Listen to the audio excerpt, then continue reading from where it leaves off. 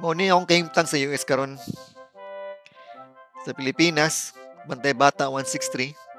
Pero dire, nani. Kaon tagsaging ani. Ingon sila, balag saging, basta labing. Dara akong gibantayan. Kay mawagan ni sa akong pananaw, maggubot ang tanan. So dili di ko mubiya. Maglimpyo na lang ko.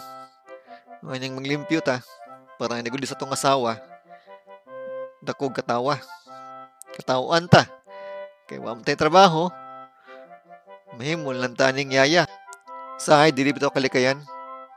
Magkapong lang kuspintana. Basin pa di ay na mabot nga grasya. Pero pertay mingawa. Ambot nga ano kaha. Ulimpil lang kusbintana. Kay pagbugnaw, ang bintana magbasa. May pambintana magbasa. Aon saba.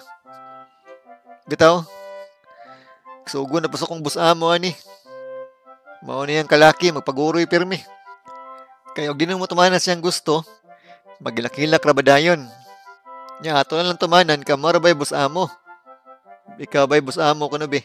Dili pa nung kusulduhan. Magunsa lang ko ani. Magpuli-puli lamig sa kaya ng duha.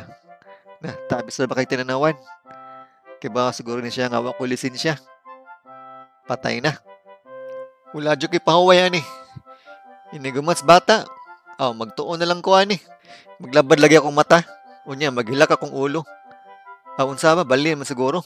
Sige lang, kinalang mo padayon. Kay basin mo ni makaluwas na mo upuhon. So, guna po tani. Hugas po tani plato ani. Bugnora ba kayong tubig? Sakit kamot. Unya, imong batan kay tiguwang naman ta. Perting sakita. Sahay, makurkuratan pa ko. Kay kalit na ni mo tunga. Ang bata sa kong luyo. Tanawa. Sa duha. Tulo. Tanawa. Maro ra ba kayo? Ikaw na gibinuangan. Kablito lang kagpatalikod. Nyahuman dagan.